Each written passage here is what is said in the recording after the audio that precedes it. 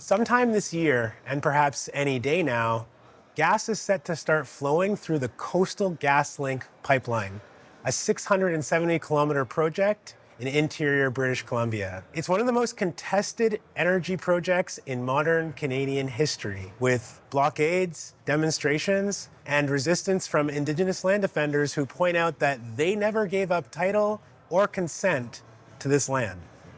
After two court injunctions, the RCMP began arresting dozens of people who blocked the path of pipeline workers. And in February of 2025, a judge ruled that 3 of those demonstrators who were arrested had their rights violated by the RCMP, who racially mocked them and who entered their structures without a warrant. Nevertheless, the judge decided that those 3 individuals were guilty of violating the injunctions and that they would have their sentences reduced as a result of the discrimination.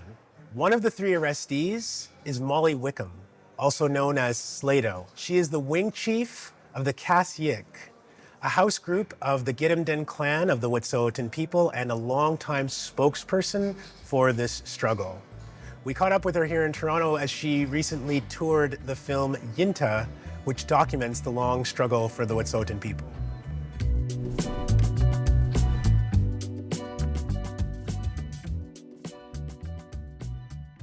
Molly, thank you so much for joining us today.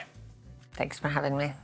We're here to talk about a battle, a very long battle, between a group of private energy interests in British Columbia and the Wet'suwet'en hereditary chiefs over a pipeline, the Coastal Gaslink pipeline, which spans over 670 kilometers and has been contested by your people for well over a decade now. I just want to start by asking you, who are the Wet'suwet'en and what is their connection to the land that you call the Yinta? The Wet'suwet'en are the original people of 22,000 square kilometers of land in northern so-called British Columbia. We have never ceded, surrendered, treated, or lost in war any of those territories, and they're governed by our traditional clan governance system, which is comprised of 5 clans of the Wet'suwet'en, and each clan has several house groups, smaller familial ties within each clan, and represented by our house chiefs. And that's the governance system that was recognized by the Delgamuukw and Gisteway court case in 1997, where the Supreme Court ruled that the house groups within the clans of the Wet'suwet'en Nation hold title to 22,000 square kilometers of land. Coastal GasLink wanted to develop this natural gas pipeline through this large area, including through Wet'suwet'en territory. The hereditary chiefs did not consent, and this began this very long struggle where the owners of Coastal GasLink went to the courts. They sought an injunction, meaning that they were allowed to control who was allowed to go onto this land and who wasn't. And after they got a couple of injunctions in 2018 and 2019, people started getting arrested. Dozens of people, including yourself, were arrested through this injunction process. And we know that you were just in court, and a judge decided that you and 2 other Indigenous women were guilty of violating this injunction. And I wonder what you think it says, given that you hold the title to this land and never gave it up. What does it say that a court decided to side with the Coastal GasLink ownership and to say that you actually didn't have the right to be on your territory? Well, the thing with injunctions is that the test for them is very narrow, and so it doesn't include title to the land. Our title to the land was never considered in the injunction case. That was, it was determined that that was an outside process. They don't look at our access to our land, our culture, our way of life, the risk of police violence or state violence to Indigenous people if there is an injunction in place. And so it's really, through all of our court processes, we're in this foreign system that doesn't even acknowledge that Wet'suwet'en law exists that Wet'suwet'en law has existed for thousands of years before Canada existed. And so it's inherently racist in excluding us as and dehumanizing us as if we don't have our own rule of law, and that the only legitimate rule of law is Canadian law. Now, speaking of racism, despite the fact that this judge found you and others guilty of violating the injunction, he also found that your charter rights were discriminated against by the RCMP when they arrested you. The RCMP came into structures that you were in on the land without a warrant. And we also heard, of course, that the RCMP officers, many of them during and after your arrest, used some really disgusting racist mockery of you and the other women. They made fun of you, calling you ogres. They made fun of the red paint that you wore on your faces to commemorate murdered and missing Indigenous women and girls and Two-Spirit people. Yeah, actually, I just want to correct you that there was myself and another Giksan woman that were wearing the red handprint, and then the other person who was arrested with us was a Haudenosaunee man. Yeah, and so we were wearing the red handprints. For me, it's not surprising at all. Like, we've been in this relationship with the RCMP for, since contact as Indigenous women, but also since this whole conflict started. There was a time, we just know that that the police don't care about Indigenous women. If the police cared about Indigenous women, if society at large cared about Indigenous women, if there weren't state actors being racist, modeling racism and getting away with it and showing that it's okay, we wouldn't have murdered and missing Indigenous women to begin with. So I know that how inherently racist the whole system is, and that the police don't care about our well-being. They don't care about our lives. We're not even human to them. Like, they talked about us like monsters, like animals. And that's the way that they talk about us. That's how they see us. And so I think that the fact that nothing is happening to them is just indicative of the situation that we find ourselves in. That's why there's so many murdered and missing Indigenous women. Even within the court, when I was on the stand, I talked about how the state has treated Indigenous women, how it was strategic to undermine the Wet'suwet'en women's authority. We're a matrilineal society. Our Indigenous women are highly regarded and upheld in our society, in our traditional society. And through colonialism and colonization, they had to undermine the authority of the women. They had to dehumanize us so that they would only deal with the men. And they did that in really violent ways, through the priests, through the RCMP, throughout our whole history. And this is no different. This is the state making a show of their power and their racism so that everybody else knows that it's okay to treat Indigenous women this way, because we aren't as human, and our bodies aren't worth as much as white women or white people and the power of the state. And that's the reality that we're facing, and that's why nothing is happening to them. Now, the judge did say that you and your co-arrestees were entitled to a reduced sentence as a result of your rights being violated in this way. So he wasn't going to throw out the charges or anything, but he did say that when you're sentenced, the sentence will be reduced. And some are saying that that's a victory fighting against racism because it was acknowledged in that way in court. What do you think about that? The only victory that I feel about this whole situation is the fact that it cost Coastal Gaslink $10 extra billion and multiple years to complete their project. In the press conference right after, and I really thought about how I would feel about whatever decision was going to come out. And I think even in the best case scenario, if the charges had been dropped, it would still be frustrating, infuriating to have our laws have been dismissed. Like, we believe in our laws so strongly and our way of life that it's part of who we are. So just not being acknowledged as a human being with their own sovereignty and laws is really infuriating, to be in that kind of system and to be in that kind of process. And I shouldn't go to jail. None of us should go to jail. In fact, they should go to jail. If anyone's going to go to jail, I don't believe in the whole prison system in the first place, but that we shouldn't even be facing that kind of consequence for upholding our law and following our rule of law. That's always been the big debate, you know. The police, Justin Trudeau said it, the police have said it, like, we have to uphold the rule of law.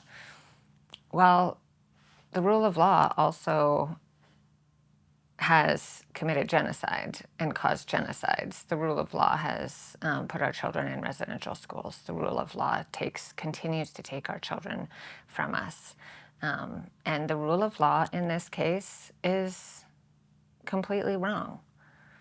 And we shouldn't have to go to jail for that. And so it doesn't, you know, I'm glad that in that narrow of a framework that there's some movement, because I know it's not easy within the colonial legal framework to make change. And so I accept that, yes, this is a victory in that realm. It's not a victory to me. My goals and our victories are much broader. There's a strong military connection to the land that has been disputed all this time. For example, we know that KKR, the company that owns the majority stake in this pipeline, one of its leaders is former U.S. General David Petraeus, who oversaw a lot of conflict in Afghanistan. He's now kind of spearheading strategies about how to get access to lands in British Columbia and other parts of Canada through KKR. We also know that one of the senior members of the RCMP, who was part of this unit that was surveilling and ultimately moving in on Wet'suwet'en folks, he was a former strategist for the police in Afghanistan through NATO.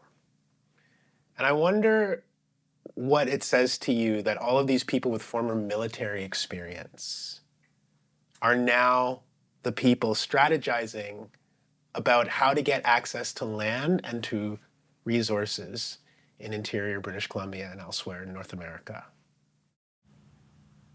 I think it indicates the fear that they have of our jurisdiction and the threat of Indigenous jurisdiction to land. Brewer, who's the Gold Commander of SIRG, that special industry unit of police, and he trained directly under David Petraeus. And so there's a strong relationship there, and I think it really shows society what we're up against, that this is, you know, the militarized police, the fact that they have to use that kind of force, the fact that they're using that kind of force against, you know, civilians in so-called Canada, I think should be alarming to people. And it is alarming to a lot of people, but I think that people have become complacent in the fact that this is happening in their own backyards and in our territories, you know, against unarmed Indigenous people who have jurisdiction to the land according to their own colonial courts. And so I think that it indicates that, one, we're a real threat, but also that we are a police state, and that nobody's going to be free from the kinds of violence and repression that are coming. if we don't fall in line with the status quo and extract every little last resource on this planet. When this RCMP unit first started interacting with you, it was called CIRG, the Community Industry Response Group, which in and of itself is a quite interesting title for a police division.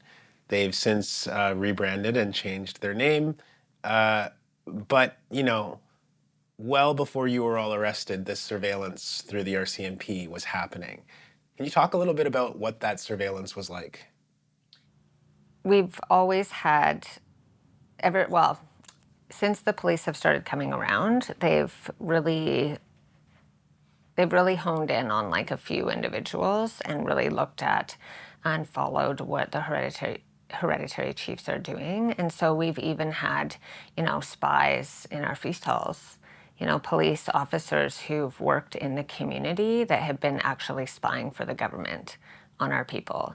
And that came out in Freedom of Information requests by reporters that, communities were saying, who's putting in money? How much money do they have? What are they doing? What are the clans doing in the feast hall? What kind of decisions are being made?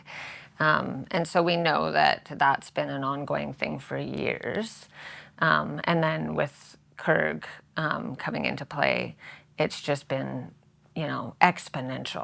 exponential to the point where it's actually just a tactic to try to drive us off the land completely.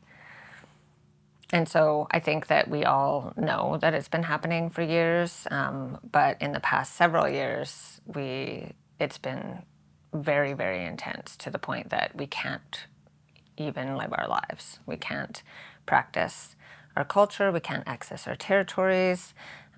We're threatened, followed around everywhere, threatened with arrest all of the time. And so, I know we have stories of our house chiefs, like the highest ranking chiefs in our territories, being followed to their, children and grandchildren's activities, sports games and like all over the town. And it's a small town, like, when you're, being followed.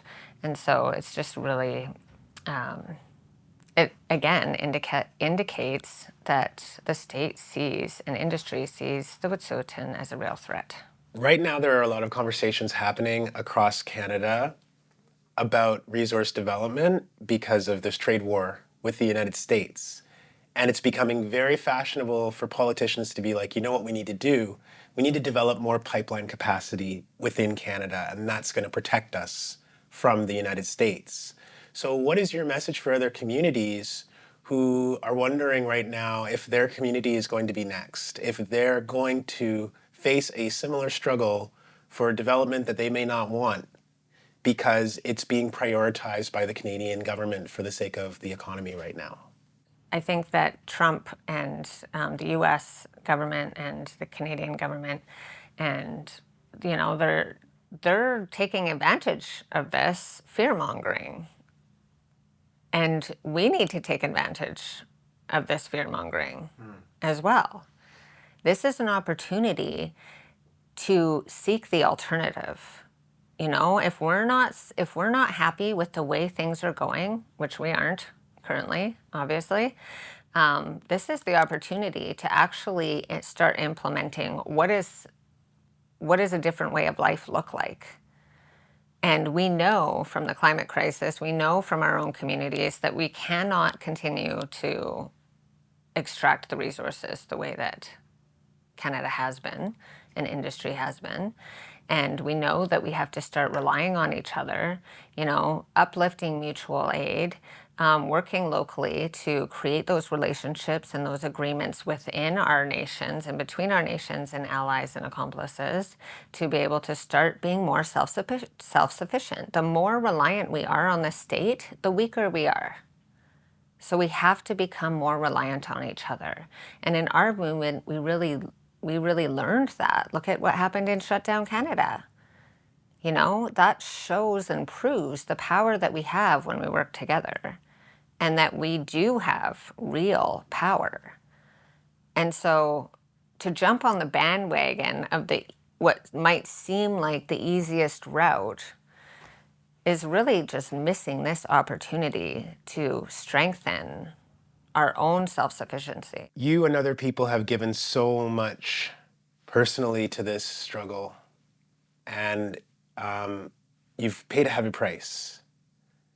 And yet, as we're sitting here right now in early 2025, the Coastal Gaslink pipeline is completed, and it's set to start flowing sometime this year, any day now, potentially.